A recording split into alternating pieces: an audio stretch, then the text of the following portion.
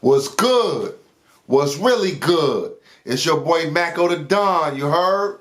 F5 Viral TV, we back at it. This episode 7, you heard? We gonna jump it off with the beefs in the industry, man.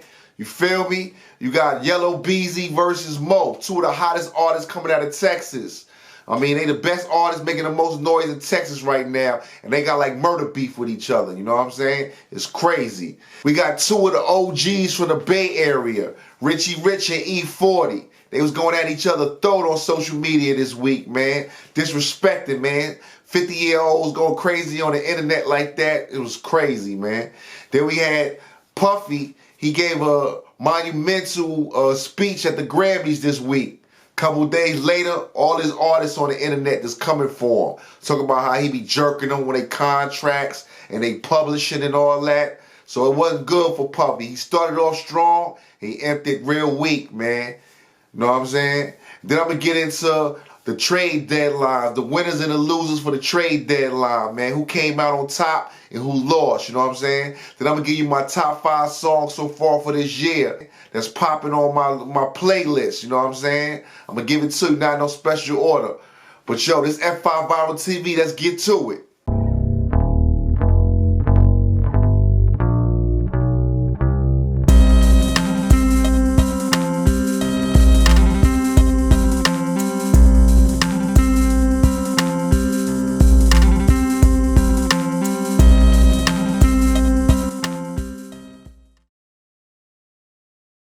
Yeah, it was a lot of beefing in the industry this week, man. It started off with, you know what I'm saying, E-40 and Richie, man, two legends from the Bay Area, you know what I'm saying? If y'all know who Richie is, he's one of the first artists from the Bay Area signed to Def Jam, you know what I'm saying? Snoop looked up to him, you know what I'm saying? He got about 5-6 songs with Tupac.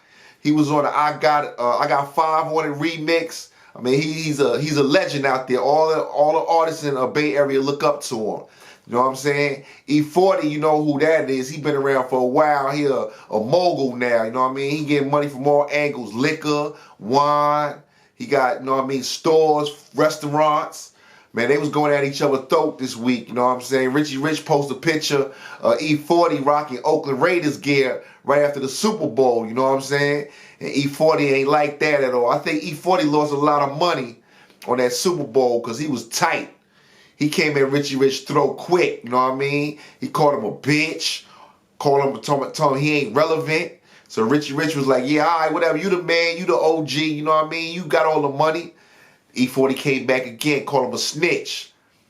Then Richie really took that personal, you know what I'm saying? Richie been locked up a lot since the 90s, you know what I mean? You know what I mean? I guess he getting his hustle on or whatever. So calling somebody a snitch out of Oakland, that ain't good news. So Richie jumped on the internet quick. Yo, you got 48 hours to produce paperwork on me or it's going to be a problem.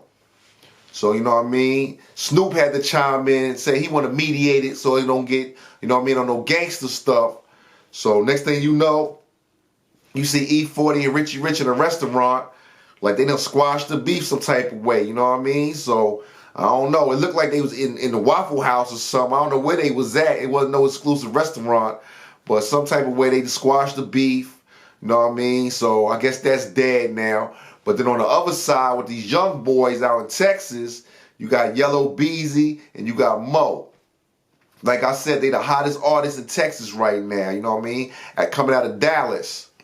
You know what I'm saying? Not too long ago, couple years ago, Yella Beezy was coming from the club, car got shot up, flipped over on the side of the highway, he almost killed him. You know what I'm saying? So everybody allegedly was making it seem like Mo and his peoples did it. So, you know what I mean? You ain't really heard nothing too much, but just the other day, Mo's manager was at the strip club and Yella Beezy then was there. Next thing you know, you see Yella Beezy looking like a defensive tackle chasing this dude. I mean, Duke was really scared. He was in the middle of the street running through traffic.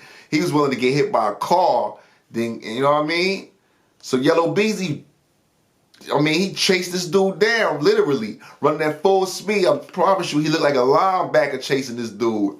He caught him, dropped him. Duke broke his hip. Boom, boom. Yella Beezy just punching on him. In the middle of the street, cars going by doing like 40 miles per hour.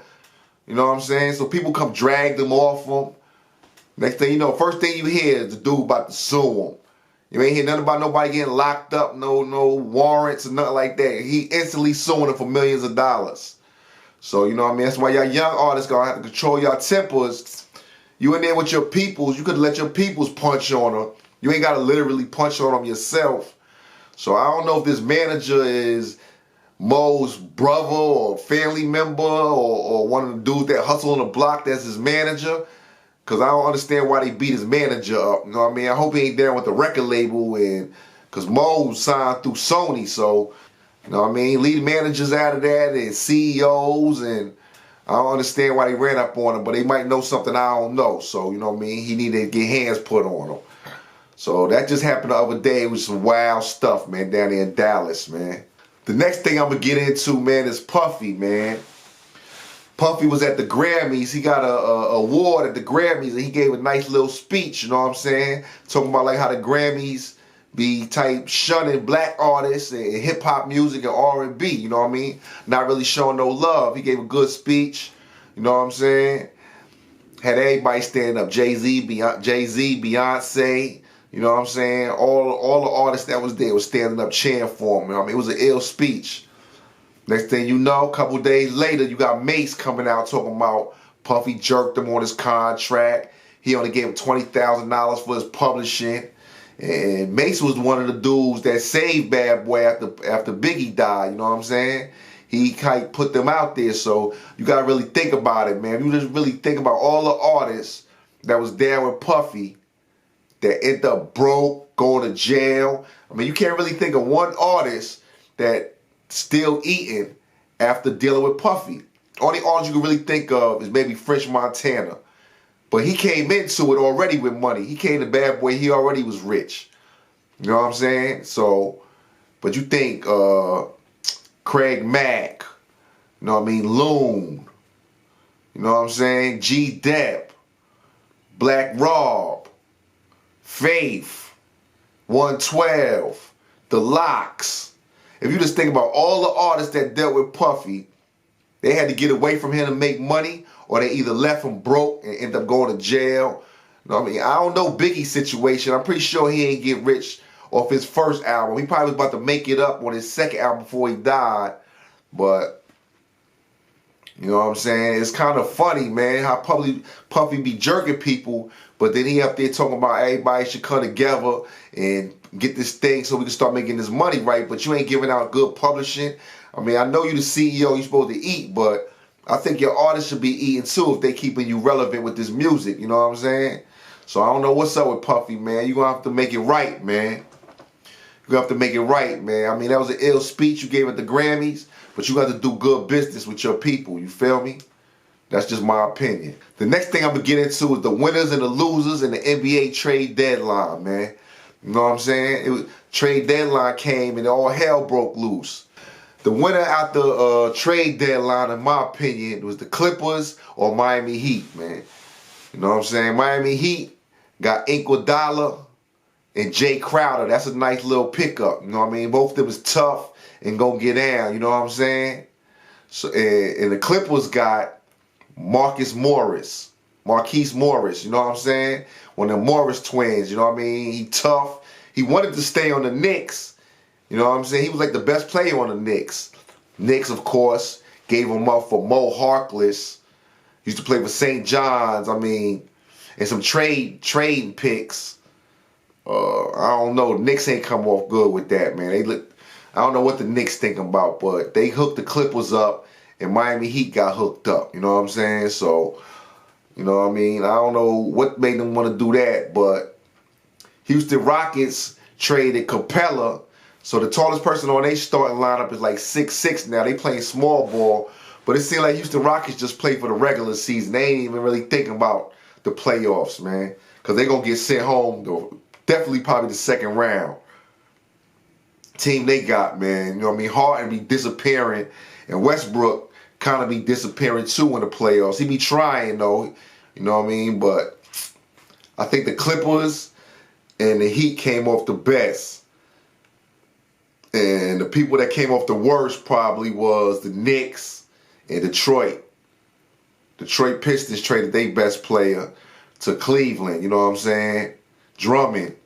So now they got a bunch of little guys. I don't think they're going to work out too good. So those who I think came off for the trade deadline and who lost in the trade deadline.